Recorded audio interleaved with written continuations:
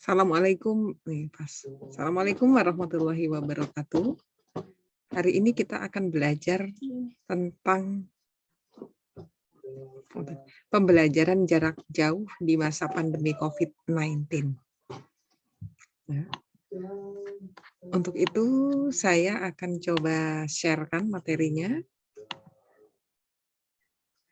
Ya, mengacu dari Surat Edaran Mendikbud nomor 4 tahun 2020, belajar dari rumah melalui pembelajaran jarak jauh dengan memperhatikan yang pertama, memberikan pengalaman belajar yang bermakna bagi siswa tanpa terbebani tuntutan menuntaskan seluruh capaian kurikulum, kenaikan kelas maupun kelulusan.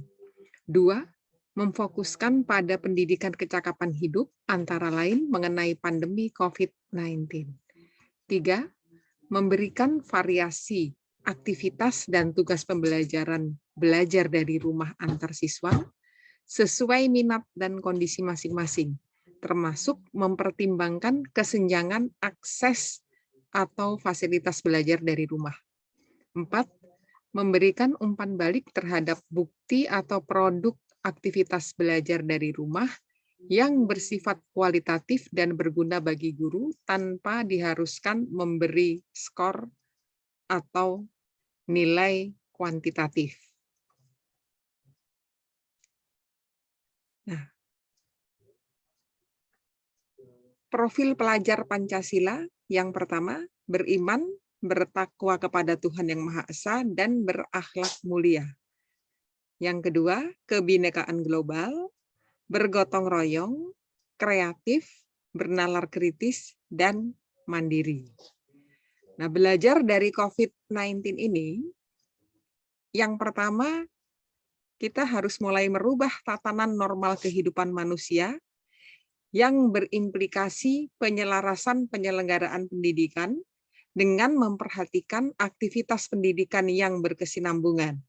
Untuk itu, guru dan siswa harus beradaptasi dengan perkembangan teknologi dengan memperhatikan adanya tuntutan menuntaskan seluruh capaian kurikulum.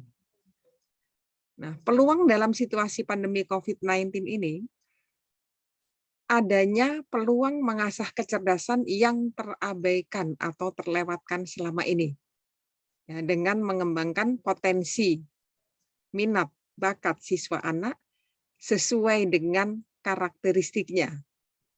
Ya, sehingga kita harus mengetahui perbedaan otak kiri dan otak kanan. Nah, dalam situasi pandemi COVID-19 ini, diharapkan siswa bisa bekerja sama, berpikir kritis dan logis, sehingga bakat siswa bisa berkembang dan siswa bisa kreatif dan inovatif. Tentu saja ini perlu didukung pula oleh guru yang kreatif dan inovatif juga. Nah, sekarang bisa kita lihat kreativitas persegi. Ya, perhatikan dengan baik. Bagilah persegi di atas menjadi 4 bagian dengan bentuk dan ukuran yang persis sama, sebanyak mungkin tentunya. Cobalah kreatif. Ya, silahkan diambil pensil atau bolpen, ya, alat tulisnya dengan kertas kosong, dicoba membuat persegi. Iya. Sekarang mari kita cek bersama-sama apakah hasil yang telah dibuat sesuai atau sama dengan gambar ini. Ya, kalau sama, ini menunjukkan pola pikir kita yang paling umum. Dan ini adalah beberapa contoh dari hasil kreativitas. Hanya dengan memaksa usaha Anda lebih keras sedikit, kita akan bisa menghasilkan puluhan alternatif lainnya. Ya, adakah yang memiliki gambar seperti ini? Ada 15 variasi gambar yang mungkin tidak terfikirkan tadi oleh kita semua. Nah, dengan demikian bisa kita lihat bahwa banyak kendala yang dihadapi guru, orang tua, dan anak selama pembelajaran jarak jauh. Dilihat dari kendalanya, Guru kesulitan mengelola pembelajaran jarak jauh dan cenderung fokus pada penuntasan kurikulum. Waktu pembelajaran berkurang sehingga guru tidak mungkin memenuhi beban jam mengajar. Guru kesulitan berkomunikasi dengan orang tua sebagai mitra di rumah. Kemudian orang tua, tidak semua orang tua mampu mendampingi anak belajar di rumah karena ada tanggung jawab lainnya. Kesulitan orang tua dalam memahami pelajaran dan memotivasi anak saat mendampingi belajar di rumah. Dan dari siswa, kesulitan konsentrasi belajar dari rumah dan mengeluhkan beratnya penugasan soal dari guru. Peningkatan rasa stres dan jenuh akibat isolasi berkelanjutan, hal ini akan berpotensi menimbulkan rasa cemas dan depresi bagi anak. Oleh karena itu, perlu adanya inisiatif atau solusi, baik dari guru, dari orang tua, maupun dari sekolah tentunya. Nah, yang pertama, guru bisa menggunakan program guru berbagi, seri BIMTEK daring, seri webinar, penyediaan kuota gratis, relaksasi BOS dan BOP, dan ruang guru PAUD dan sahabat keluarga. Ini bisa diakses oleh guru dari forum ruang guru berbagi. Kemudian dari rumah belajar, bisa belajar dari rumah di TVRI, belajar di radio RRI, rumah belajar, yang sudah mengadakan kerjasama dengan penyedia platform pembelajaran daring. Nah, yang kedua, ini ada contoh ilustrasi jadwal pembelajaran untuk siswa SD yang menggunakan modul. Contoh jadwal pembelajaran untuk seminggu siswa kelas 5 SD.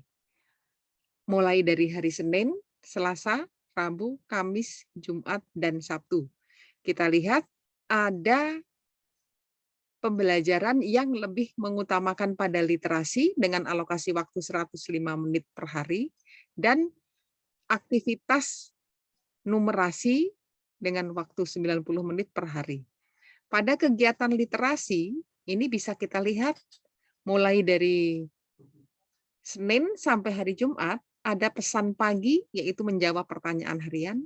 2, mengajak siswa ayo membaca buku pada modul. 3, kata baruku, makna kata baru. 4, ayo menulis, berlatih menulis. 5, ayo bercerita, menyajikan tulisan secara lisan. 6, ayo berlatih, melatih pemahaman akan kata baru. 7, jurnal bacaku, mencatat informasi dan komentar. Refleksiku, mengisi lembar refleksi. Sementara pada hari Sabtu, untuk aktivitas literasi ini siswa diberikan proyek literasi seperti poster untuk menjaga ketertiban lalu lintas. Sedangkan proyek numerasinya membuat contoh replika kubus dan balok beserta jaringnya. Untuk alat, bahan, dan sumber, siswa diberikan kebebasan. Sementara dari materi, ini kita lihat ada tokoh cerita, ada alur cerita, kosakata baru, persamaan kata, kemudian contoh tata tertib lalu lintas penyebab jalan macet dengan menggunakan kalimat langsung dan tidak langsung, mematuhi peraturan lalu lintas, himbauan untuk teman, melengkapi kalimat. Kemudian adanya perubahan sikap tokoh cerita, menyusun huruf menjadi kata, perilaku pengemudi yang ceroboh. Sementara pada aktivitas numerasi ada 3 kegiatan. 1, intuisi bilangan, yaitu membilang dan memperkirakan banyaknya benda pada gambar. 2, konsep matematika, membedakan bentuk dan ukuran. 3, eksplorasi matematika, menemukan pola jaring-jaring. Dengan materi jaring-jaring kubus, jaring-jaring kubus, jaring-jaring balok, membuat kubus dan balok dengan menggunakan jaring-jaringnya. Kegiatan literasi dan numerasi ini pada hari Sabtu bisa dikerjakan dalam 3 sesi, pagi, siang, dan sore hari. Untuk bisa melaksanakan aktivitas literasi dan numerasi diperlukan kerjasama menyeluruh dari semua pihak untuk kesuksesan pembelajaran di masa pandemi COVID-19.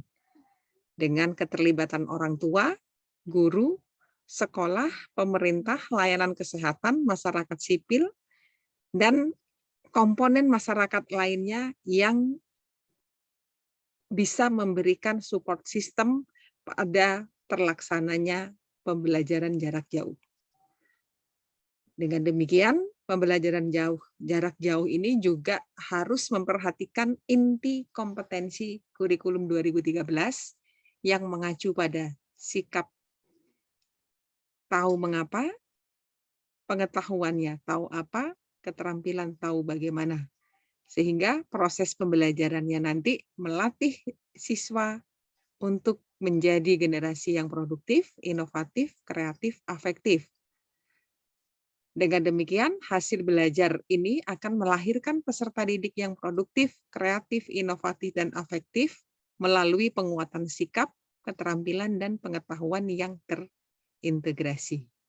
Demikianlah contoh pembelajaran yang mengacu pada inti kompetensi kurikulum 2013. Terima kasih atas perhatiannya. Assalamualaikum warahmatullahi wabarakatuh.